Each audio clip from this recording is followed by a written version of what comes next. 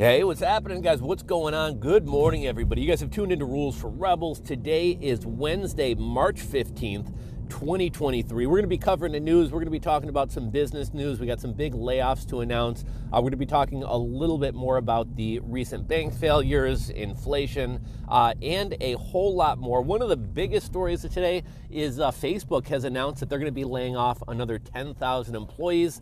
This isn't necessarily unexpected. Mark Zuckerberg had talked about he felt like the company was bloated. He didn't like managers managing other managers. He wanted people to get back to making things. But nonetheless, big news, Facebook laying off another 10,000 workers after just recently laying off 11,000. Apple, who has been kind of immune to a lot of the layoffs and cost-saving measures, has implemented a hiring freeze. They're also reducing bonuses, though they aren't laying people off yet. But the layoffs are spreading outside of tech. Tyson also laying off 1,700 workers and closing 2 plants. A lot of stuff to talk about today. Out in California, an appeals court ruled that Uber and Lyft drivers are contract workers. They're not employees like California was trying to say. Going to be talking more about the SVB bank collapse, Moody's cutting the outlook for the U.S. banking system, and a whole lot more. So we're going to be getting into all of this in a minute. I think I only got about 10 minutes for today's video, so we'll have to kind of tear through this pretty quick. Before we get started, shout out to the sponsor of today's video, SporeStore.com. Check them out at SporeStore.com. Link in the description box below. They sell mushroom spores for microscopy. They sell mushroom spores so you can study them under a microscope. They also sell edible and medicinal mushrooms. If you're looking to grow some pink oyster mushrooms, they sell pink oyster spores. They also sell mushroom growing jars, Delta-8 gummies, and they even sell psilocybin mushroom spores. If you're looking to study those under a microscope, they offer a 100% viability guarantee. And one of the cool things about this company, they accept Bitcoin, Litecoin, Ethereum, and Monero, as well as credit cards. You can use credit cards with them as well, but they do accept Bitcoin, Litecoin, Ethereum, and Monero as well. I'll link to them in the description box below. Growing mushrooms and getting into mushrooms as a hobby can be a fun thing. I know a lot of people are getting into side hustles, growing mushrooms for restaurants. And I noticed over on SporeStore.com, they have morel mushrooms, pink oyster mushrooms, as well as the psilocybin spores if you're looking to study those under a microscope. So we'll link to them down below. Let's get into today's news. So Meta has announced that they're laying off another 10,000 workers. Whenever a company announces layoffs, the stock tends to surge. Facebook stock was up over 7% yesterday on the news of the layoffs. And again, this isn't super surprising. Facebook was a bloated company. They had like over 90,000 employees. People are spending less time on social media, which means there's less advertising money out there. Let's see, they're also closing hiring for 5,000 additional roles. So in addition to laying off 10,000 employees, there were potentially 5,000 employees who were going to be hired, who they are no longer going to hire. Some other cost-saving measures they're doing, they're going to be canceling lower priority projects, flattening the organization. Again, Zuckerberg had said he didn't want managers managing managers. They're reducing hiring rates, and this comes at a time when Facebook, Instagram, and WhatsApp have been hit with lower advertising income. They also went on to say it looks like they're looking to bring more people back into the office. They found that employees who had been hired remotely performed more poorly than employees and engineers who had worked in the office earlier in their career. And they also found that engineers who work in the office in the first few years of their career do better than engineers who work remotely. So that's some of the changes going on at Facebook. Apple, again, who has been immune from a lot of the cost-saving measures a lot of these other tech companies have been doing. They are delaying bonuses. They used to do 2 bonuses a year. They're still doing 1 bonus a year. They've also implemented a hiring freeze. Again, up until now, Apple has been immune to a lot of the layoffs and cost-saving measures that a lot of these other companies have done. We'll see if Apple winds up laying off employees later on this year. Now, a lot of the layoffs that we talk about are tech layoffs, but Tyson Foods is laying off 1,700 workers and closing 2 chicken plants. It's kind of odd that this is happening. The price of eggs is up, over 50% in the past year. We're going to be talking about the inflation numbers later on in this video. But if there's an egg shortage And if we had to kill off all these chickens due to the avian flu, why are we closing down chicken plants? That doesn't really make a whole lot of sense to me. Looking at layoffs.fyi, which we check a lot, we check it most days in videos for these tech layoffs. We got 485 companies thus far this year that have laid off tech employees. Total number of tech employees laid off is 138,302. And one of the layoffs from the last 24 hours, a company by the name of Fetch laid off 100 employees. That's 10% of their company. Let's talk a little bit about, I got some random notes here that are maybe going to be a little bit out of place. But everybody's talking about FDIC insurance with some of the recent bank collapses.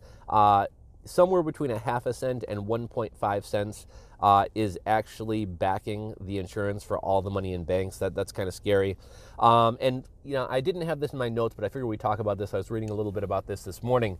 Something that's kind of interesting is pretty much all three of the banks that were shut down, Signature Bank, I think First Republic Bank was shut down as well, but Signature Bank, Silvergate Bank, and Silicon Valley Bank were all in the crypto space. Now, Silicon Valley Bank wasn't really banking like stable coins and things like that, but they did lend a lot of money to crypto projects. Silvergate and Signature Bank were actually banking, companies like Gemini, Circle.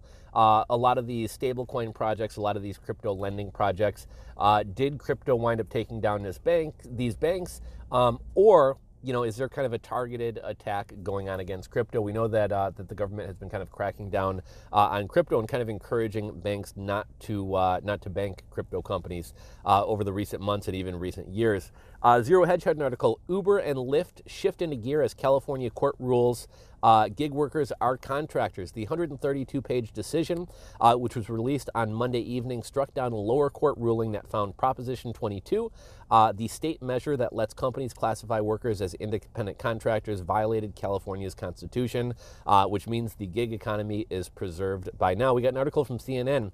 The SVB collapse was driven by the first Twitter-fueled bank run.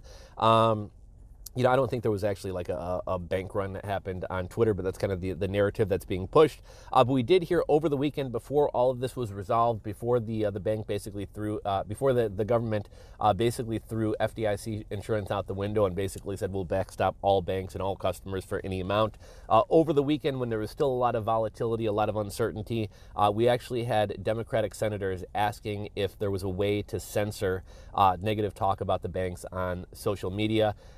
We know that social media is censored, but we can, whether it's the Mexican beer cough or this recent thing with negative talk about the banks, Democrat senators were asking if there's any programs, any softwares out there that can allow them to censor, negative talk about banks on social media. And that would be really, really bad for consumer confidence if, we all know that, that banks are collapsing and the government is censoring people from saying so on social media. That's kind of crazy. Another CNN article: Moody's cuts the outlook on U.S. banking system to negative, citing a rapidly deteriorating operating environment. Moody's Investors Service cuts its view on the entire banking system to negative from stable, and cited, again, rapidly deteriorating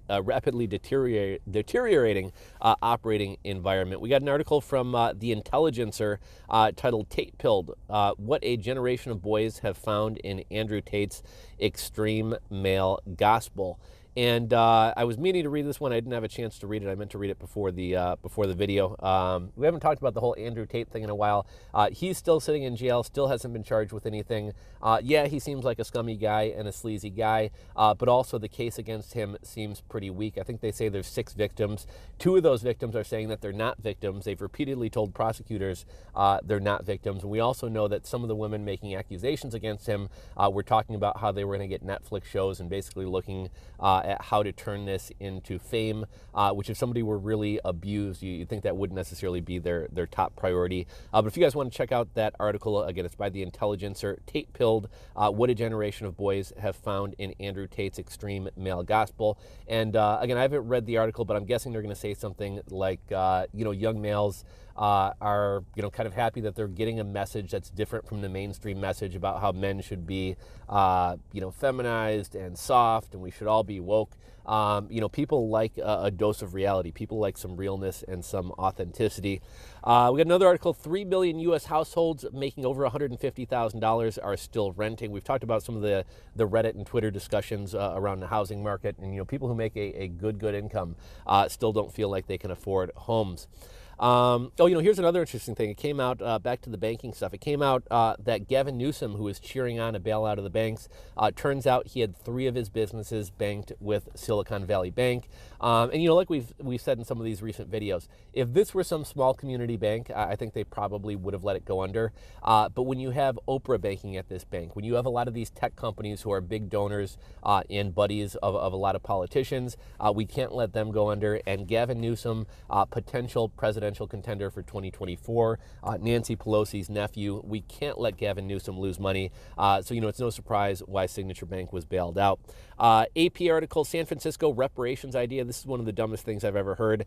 $5 million for every black person. They want to give $5 million to every black adult. The elimination of personal debt. So we're going to wipe out all of their debt and their tax burdens, and we're going to guarantee them annual incomes for life of $97,000 for 250 years, and homes in San Francisco for just $1 per family.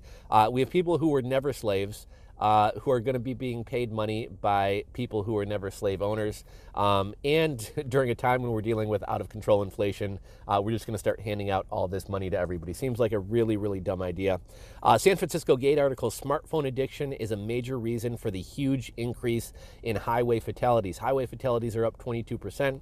They're blaming smartphone addiction. It is kind of scary. I've kind of stopped riding my motorcycle as much. When I'm riding around on my bike and I see every single person around me is looking down at their cell phone, I constantly have people, almost rear-ending me, trying to change lanes into the side of me.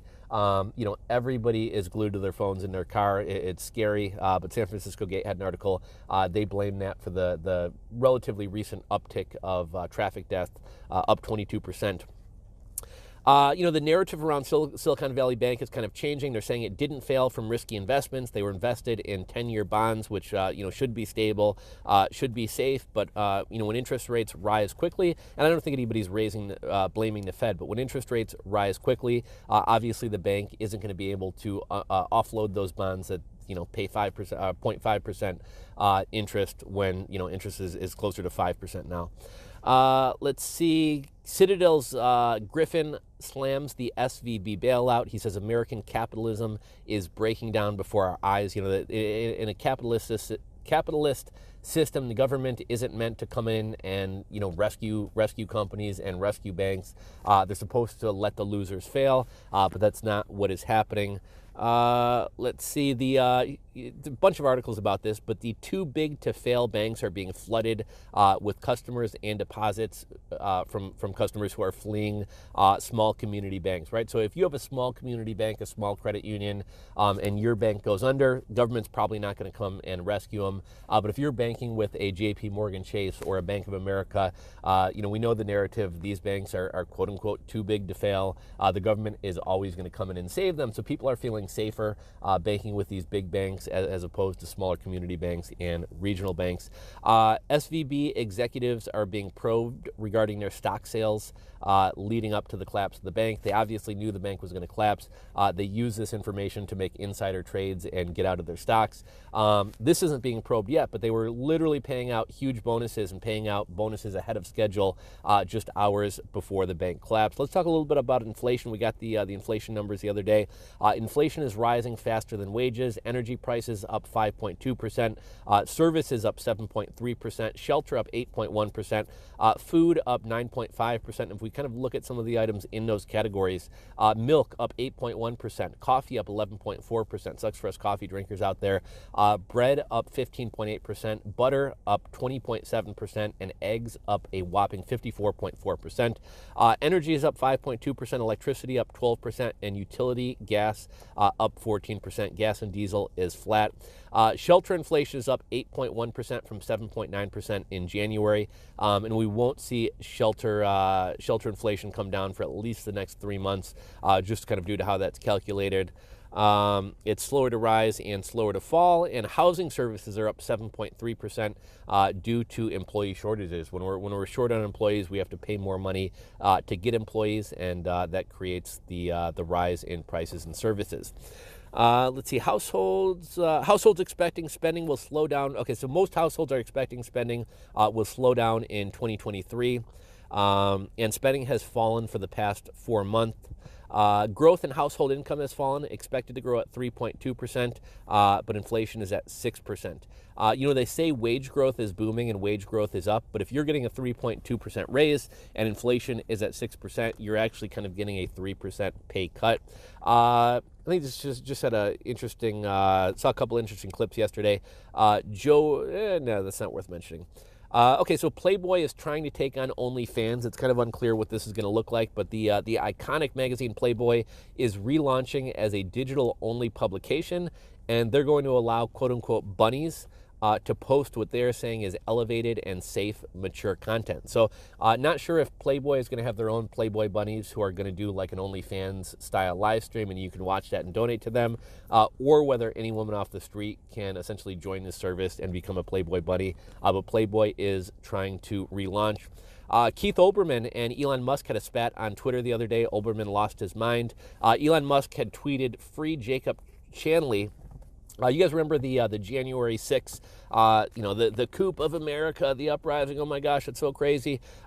Turns out it wasn't as crazy as we initially thought. This whole thing has been kind of really hyped up and overplayed as something that it wasn't. But recently some videos have come out that show that QAnon shaman guy with the Viking horns, not only was he let into the Capitol by the Capitol Police, but they were literally giving him a tour around the building. Nobody was telling him, stop, don't do that, don't go in there. They were literally trying to open doors for him. It was essentially like they were giving him a tour. Now, not to say that that was okay, not to say that that was a good moment for America. It was a bad thing. Things got out of hand. But the idea that people were trying to take over the government is kind of silly when the Capitol Police are essentially giving people tours of the Capitol building. So Elon Musk and Keith Olbermann got in a big spat about that the other day. The Director of National Intelligence, Avril Haines, has expressed a need for intel agencies to focus more intensely on diversity, equity, and inclusion. And isn't it funny, like as the world is crumbling around us, the banking system is collapsing and senators and congressmen are talking about how we need more Latinos in the Fed. As Silicon Valley Bank was collapsing for the previous 9 months to a year, they didn't have a chief risk officer. Their chief risk officer was making weird YouTube videos about LGBTQ inclusion and diversity. And the Biden White House was recently touting how we have more people in this White House who identify as women than ever before. We have more trans people than ever before. We have more BIPOC people than ever before. I'm all for inclusivity in the workplace. I'm all for everybody having an equal opportunity, but this idea that we need to get people into positions simply because their sexual orientation or they're trans or whatever else is kind of silly, and we're kind of seeing the consequences of this in the state the economy is in, and in the state the banking system is in. We're essentially at war with Russia. We're trying to start a war with China, and the director of the Director of National Intelligence is more concerned about diversity, equity, and inclusion right now. Let's see. Daily Mail is reporting that Russia is sending female prisoners to the war in Ukraine. A 30-year mortgage is now at 7.03%. Peter Schiff said it's not outside of the realm of possibility that we'll see mortgage rates at 14% sometime in 2023, 2024. And I'm not sure if you guys watch Meet Kevin or not, but Meet Kevin actually went out to Peter Schiff's home out in, I want to say San Juan, Puerto Rico, somewhere in Puerto Rico. Had a great interview with him. Peter Schiff did a great job of kind of explaining inflation, the banking system. He said something that I hadn't really thought about before. He said inflation is an expansion of the money supply. And inflation doesn't mean prices going up. Inflation refers to an expansion of the money supply, money printing, and that money printing is what causes prices to go up. But the government blames inflation and kind of tries to blame private sector companies. Overall, just a really insightful, Peter Schiff, he's kind of a constant doomer, but it was a kind of a really insightful interview about our monetary system. Highly recommend checking it out. If I remember to do so, I will link to that down in the description box below. Carl Icahn, legendary investor, is saying the economy is breaking because of inflation and poor corporate leadership. Robert Kiyosaki expects Credit Suisse will be the next bank to fail. Their stock's down 69% on the year, and people were actually expecting them to go under, I think even as long as like 2 months ago. In February, the Consumer Price Index for all urban consumers increased 0.4%, seasonally adjusted, and rose 6%. Over the last 12 months, not seasonally adjusted. The index for all items less food and energy increased 0.5% in February, up 5.5% over the year. Okay, and it looks like that is the news for the day. I got to get running here. I got to be somewhere in a couple minutes here, but hopefully you guys enjoyed the video. Be sure to check out the sponsor, link in the description box below, sporestore.com. If you guys enjoyed today's video, give it a thumbs up. As always, I would love to hear you guys' thoughts, comments, and opinions on everything we've discussed today. So go ahead and drop a comment down below as well. And if you enjoyed these videos, you want to see more, make sure you subscribe to the channel. Click that subscribe button down below and ring the bell. As always, guys, thanks for watching, and I will catch you on tomorrow's video, guys. Later. Peace.